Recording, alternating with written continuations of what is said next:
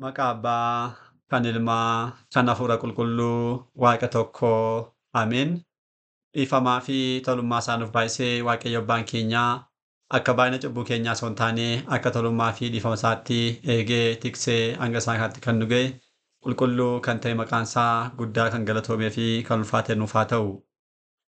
Maatiiwwan Waaqayyoo ijoolleen haadha keenya qulqulleettii Dubroo Maariyaam bakka adda addaa taa'uudhaan sagalee kana kan dhaggeeffattan hundumti keessan maqaa gooftaa keenyaa fayyisaa keenyaa Iyyasuus Kiristoosiin nagaan isin gaafadhaa. Akka qasaatii bakka jirtanitti akkam bultanii, akkam ooltanii, akkam galgaleessanii. Ameen galateeffamuun amala uumaa keenyaa fayyisaa keenyaa Sillaasee kan ta'e maqaan isaa baddaa samii irratti afaan qulqulloota ergamoota isaatiin afaan qulqulloota abboota keenyaa farmoola keenyaa yeroo hundumaan galateeffamuu durattis guddaa kan galatoomee fi kan ulfaate nuuf haa ta'u. Deessuu gooftaa keenyaa haadha hunduma keenyaa qulqulleettii Dubroo Maariyaam qulqulloota ergamoota Waaqayyoo qulqulloota abbootii keenyaa farmoolii keenya hunduma isaaniidhaaf akka kennaa isaaniitti galannii fi ulfinni isaaniif haa ta'u. Egaan maatiiwwan Waaqayyoo koorsii keenyaa qo'annaa kitaaba qulqulluudhaan boqonnaa sadaffaa jalqabne akka jiru ni beekama. Boqonnaa kanaan guyyaa darbee kutaa 12ffaadhaan kitaabolee seenaa keessaatu kitaaba Aaster ilaallee turre.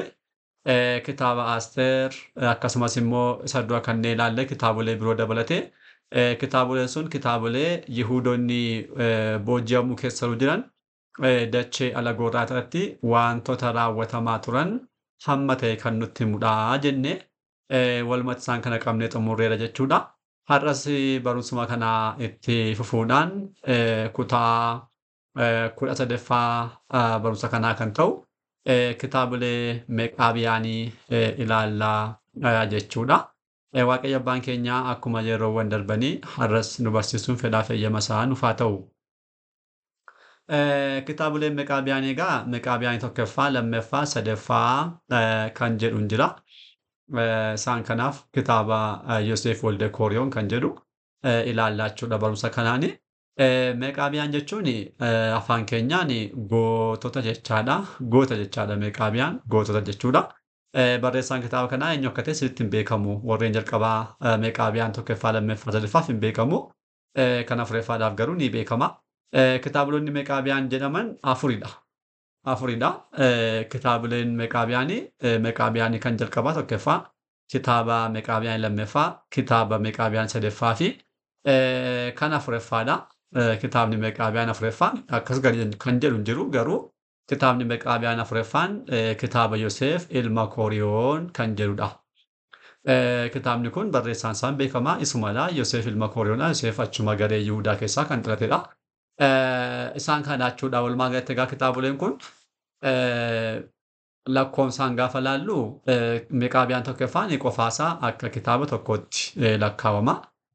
Meqaabiyaan lammaffaa, sadaffaan walitti qabamuudhaan akka kitaaba tokkotti lakkaa'amu. Kan afuraffaadha jiru immoo kitaabni Yoosef ilma Kooriyoon kitaabaaf danda'a tokko ta'ee lakkaa'ama jechuudha. Walumaa galatti kitaabolee seenaa jennee kitaabota 17 barachuudhaaf akka jalqabne ni yaadadama. Hanga ammaatti kitaabolee 14 baranneetu jirra. Meqaabiyaan tokkoffaan, Meqaabiyaan lammaffaaf sadaffaan akka tokkotti lakkaa'amu kitaaba lama ta'anii kitaabni Yoosef ilma Kooriyoon tokkodha. Kitaaboleen kun sadan gaafatti dabalaman kitaaba 17 ta'a jechuudha. Walumaa galatti guyyaarraa kitaabolee seenaa kana sadan isaanii barannee xumura kitaaba seenaa taasisnaa jechuudha. Gara kitaaba 15ffaa kan ta'e kitaaba Meqaabiyaan tokkoffaatti dabarru.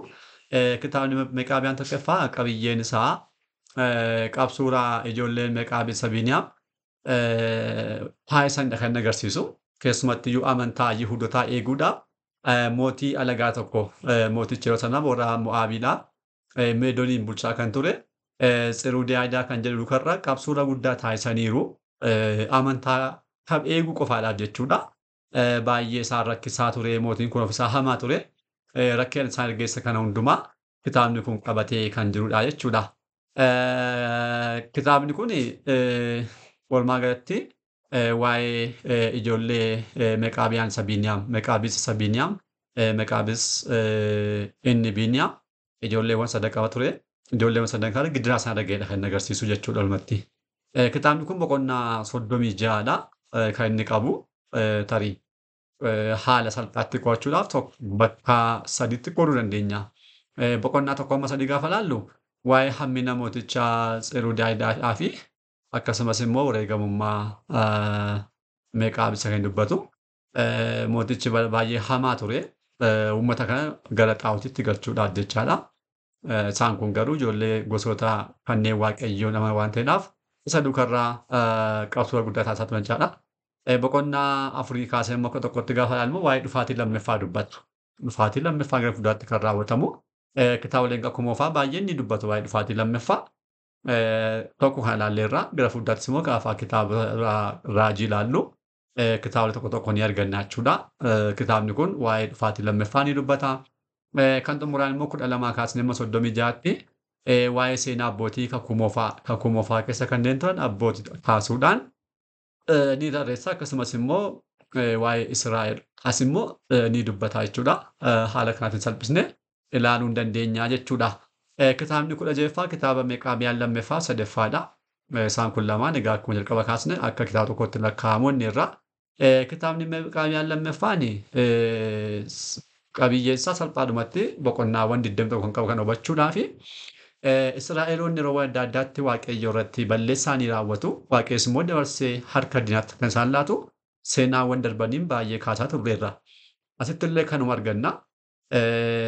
Balleessanii Waaqayyotti kana booda Waaqayyo dabarsee maal taasisaa? Harka Meeqaabis isaa Mo'aabitti dabarsee isaan gata. Innaa namichi kun yeroodhaaf amantaa hin qabu. Israa'elootatti baay'ee hamminummaa daawwachuudhaan billaadhaan isaan ajjeesee baay'ee sanatti raawwataa ture. Erga raawwatee kana booda immoo ofuma isaa deebi'ee ololuuf qabu gaafa jalqabu Waaqayyo hojii isaa kanatti gadduudhaan ololuuf qabummaa tattachaadha gadduudhaan raajii ergaa fi namicha kanaa jechuudha. Innaa raajiin kun deemee barsiiseetti ni amanaa jechuudha. Amaneetu gaabbii galee gara Waaqayyootti deebi'eera. Inni kun Meeqaabis isaa Mo'aab jedhama mootichi. Kitaabni kun dhimma kana dhachaa kan inni seenu salphaadhumatti. Innaa boqonnaawwan 21dha. Bakka sadiitti qoodnee ilaaluu dandeenya. Kan jalqabaa 1 hamma 4 kan jiru. Meeqaabis kan jedhamu mootiin Mo'aab Israa'eloota erga waraanee booda badiisa Yerusaalem ga'e akkasumas gaabbii galuudhaan hojii gaariin hojjeteedhaa fi boqonnaa isaadha. Salphaadhumatti kan odeessa.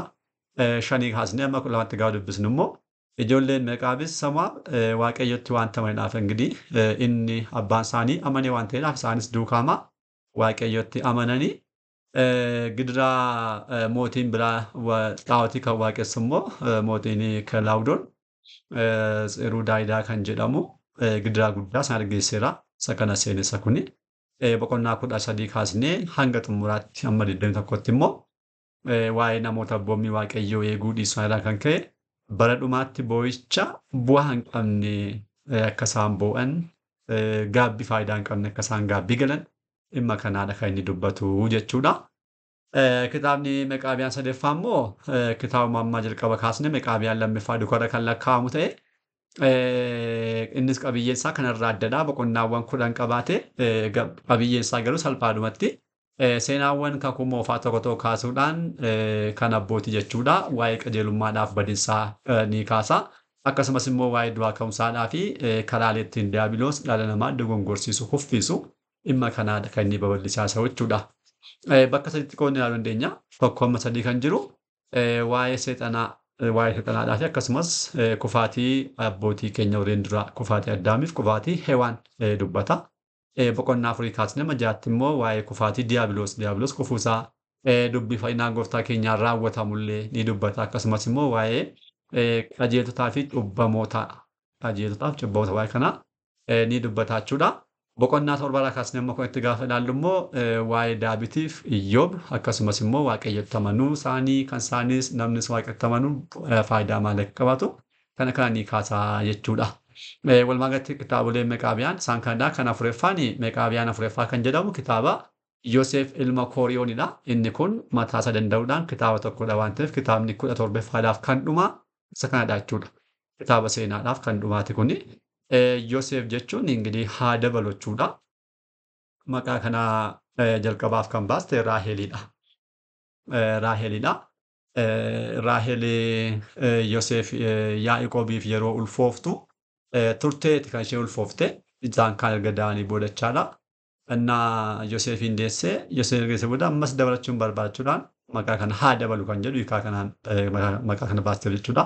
Isarraa baasuudhaan maqaa jaalatamaa ture erga sanaa booda.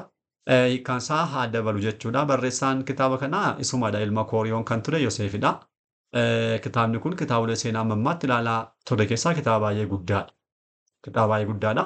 Akka kitaabolee warreen kaan amma kitaaba qulqulluu 81 gaafa bannu kitaaba kana hin argannu. Akka kitaaba Meqaabiyaan, akka kitaaba Asteer, akka kitaaba Yoodiit, akka kitaaba Saamu'eel jechaa kan turre, kitaaba warreen duraa qondaaltotaa kan jenne akka isaan kanatti kitaaba Yoosef ilma Kooriyoon kitaaba qulqulluutti hin argannu. Baay'ee guddaa waan ta'eef adda ba'ee qofaatti jiraachuudha. Kitaabni kun seenaa Yihuudootaas jedhee ni waamama. Oduu Yihuudootaa yookiin immoo seenaa Yihuudootaa jedhamee ni waamama. Maaliif qabiyyee isaa kan ka'echaadha. Waa'ee seenaa isaanii odeessaa irra caalaatti seenaa sirriitti warreen kitaabolee hunda jiran caalaa bal'inaan seenaa isaanii kan odeessu kitaaba kanadha. Maaliif kitaaboleen amma ammaatti ilaalaa turre yeroo murtaa'e irratti kan barraa'anidha jechuun saboonni bakka kanaan isaan gahantti jedhamee yeroo dhiphoo kan inni qabu waa'ee seenaa dhiphoodha kan inni odeessu. Fakkeenyaaf kan akka kitaabaa Asteer fa'aa yoo ilaalle fakkeenyaaf Yihuudoonni biyya Baabiloon yeroo jiran rakkoo isaan argee odeessaa. Kitaabni jiraa kitaabni Nehimiyaa maal odeessaa Yihuudoonni akkamitti akka isaan biyya sanaa dhufanii booji'amuuraa deebi'anii akka isaan itti magaalaa isaanii ijaaran mana qulqullummaa ijaaran kan odeessaa. Akka kanaadha. Kitaabni Yoosef ilma Kooriyoon garuu akkas miti. Inni qabiyyeen isaa seenaa Israa'elootaa nama jalqabaa Addaam irraa kaasuudhaan hanga bara 70 dhaloota Kiristoosiin booda Kiristoos dhalatee dubbiin fayyinaa raawwatame gara samitti erga ol ba'ee booda waggoota naannoo 30 booda jechuudha. Xiixoos kan jedhamu mootiin Roomaa tokko gara Yerusaalemitti warra dhufuudhaan Yihuudoonni Roomaawotaaf hin bitamnu jedhanii yeroo ta'e waan ta'e kaasaniiru. Hin barbaannu Roomaadhaaf hin bitamnu jechuudha. Naannoo kanatti kan xumura addunyaadhaan akka isaan badaniidhaaf iyyuu Xiixoos mana qulqullummaa isaanii gubee balleesseera. Isaaniin baay'ee isaanii ajjeefamaniiru. Warreen hafan gurguramaniiru bakka adda addaatti. Hamma kanaatti kan jirudha. Kitaabni kun kan inni seenessootaan baay'ee guddaadha jechuudha. Seenaa waggoota 5,500 kan amma kanaatti kan qabatudha jechuudha. Innaa kitaabni kun boqonnaa yookiin keessa 8 qaba. Boqonnaa 8 qaba. Kutaalee gurguddoo 8 qoonnee ilaaluu dandeenya. Kan jalqabaa waa'ee Addaamidha. Addaamuma kan nama jalqabaa jechuudha. Kan lammaffaa immoo waa'ee mootichaa Inxiyaakoos Meedooniidhaa fi waa'ee mootii warreen Yoonaanotaadha. Sadaffaa kan jedhu immoo waa'ee mootittii Iskindiriyaa, mucaa Hirqaalii fi Aastiroobeloos seenaawwan kun sirriitti kitaaba kanaa ibsamaniiru. Waa'ee Hirqaal gara Faarsi galuu fi du'uusaa kitaabni kun kan ni odeessaa. Waa'ee mo'iinsaa Astariidhaaf waa'ee seenaa Arkelewoos ni odeessaa. Waa'ee seenaa ilma Heroos Aderkelaawos kanas ni odeessaa. Torbaffaatti waa'ee Simi'oon ni odeessaa. 8ffaaf kan xumuraan immoo waa'ee mana qulqullummaa Roomaanonnii fi Yihuudoonni wal loluu isaanii bal'inaan ibsaa jechuudha. Kitaabni kun mana kiristaanaa keessatti kitaaba tokkodha 81 keessaa ta'u. Yihuudoonni kitaaba kana hin qabani. Qabxiin 8ffaa jiru kun waa'ee mana qulqullummaa yeroo sana kan ture keessumattuu bara Kiristoos barsiisaa turetti maaltu akka raawwatamaa ture. Isaanti mataan isaanii hangafoonni lubootaa kanneen jedhaman tsaaftii Fariisaawwan kanneen jedhaman sun Kiristoositti maal akka isaan raawwachaa turan cimmir hamminummaa isaanii jechaadha. Kiristoos yeroo halkanii qabanii gara yaa'iitti geessan sana gara gubaa'eetti itti murteessuudhaan jechuudha. Murtiin isaanii kun sirrii akka hin taane mataasaa seera isaanii dukana sirrii akka hin taane kan inni wal faallessu halkan akka wal ga'iin hin taa'amne kana ni odeessaa. Roomaanonnii fi Yihuudoonni wal loluu isaanii ingirii Yihuudoonni harka Roomaa jedha. Roomaanii bara Kiristoosiin dura addunyaa kana kontiroolii bitteetti. Akkuma Faarsi fa'aa akkuma Baabiloon fa'aa bitaa Roomaanis bitteetti. Inni yeroo sanatti biyyoota bebbeekamoo bulchaa turte. Dacheen Yihuudaas harka Roomaa jala turte. Booda garuu jarreen kanaaf hin bitamnu Roomaanotaaf hin bitamnu jechuudhaan ka'an eenyu Yihuudoonni. Innaa kun xumura isaaniif ta'e jechaadha. Dachee isaanii gadhiisanii addunyaa akka isaan faffaca'an kan taasisan bara kanadha bara Xiitos jecha. Xiitos weeraruudhaan jechuudha dachee Kiristooti Yerusaalemin mana isaanii balleessee gubee isaaniin miili'eenaan isaan ajjeesee fixanii warreen hafan soddoma Yihuun soddoma qarshii tokko tokkoon gurguraniiru. Nama dinqisiisa ba'uunis. Ilaala Kiristoosiin isaan meeqaan gurguranii? Kiristoos tokkicha qarshii 30 gurgura miti. Inni kun immoo faallaa ta'e isaaniif deebi'e. Akkam isaaniif deebi'e? 30 ta'anii isaan tokkotti birii tokkotti gurguraman jechaadha. 30 isaanii. Addunyaa irra fofoca'anii hanga dhiyoo kana waggoota 70 dura deebi'anii biyyatti deebi'uudhaan Israa'el kan jedhamtu kan deebite jechuudha. Innaa seenaawwan kanadha. Kun kan inni qabaatu. Kanarraa kan ka'e kitaaba kana jarreen hin fudhatan Yihuudoonni jechuudha. Waa'ee isaanii kunoo kana dhugaa jiru kana waanta qabatee jiruudhaaf isaan immoo waanta isaanitti laatan kana dhaga'uu barbaadan. Innaa kitaaba kana gubaa'ee jaaminaa kan jedhamuun yeroo kitaaba isaanii murteessan kitaaba akkasii kana keessaa baasaniiru tarii gara fuulduraatti boqonnaa xumuraatti ni ilaalla. Kitaaboleen seenaa isaan kanadha jechuudha. Kitaaboleen seenaa 17 amma ammaatti kan ilaalle isaan kanadha. Kutaan itti aanu kutaan sadaffaan kitaabilee faarfannaa fi ogummaa kan jedhudha. Kitaabileen kakuu moofaa kutaawwan 5tti qoodamu jennee galleerra. Kutaa 4tti qoodamuneerra. Kan jalqabaa kutaa seeraa baranneerra. Kan lammaffaa kutaa seenaa xumurreerra. Kan sadaffaa kitaabilee faarfannaadhaaf ogummaa kan jedhu barumsa keenya kutaa itti aanuun asirraa eegallaa jechuudha. Har'aaf asumatti nu haa ga'u kan nu barsiise abbaa sagalichaadhaaf waaqayyo abbaa keenyaaf galanni ulfinni guddaan isaaf haa ta'u. Kutaa itti aanuun hanga deebinutti nagaa waaqayyootiin turtii gaarii galanni waaqayyoof.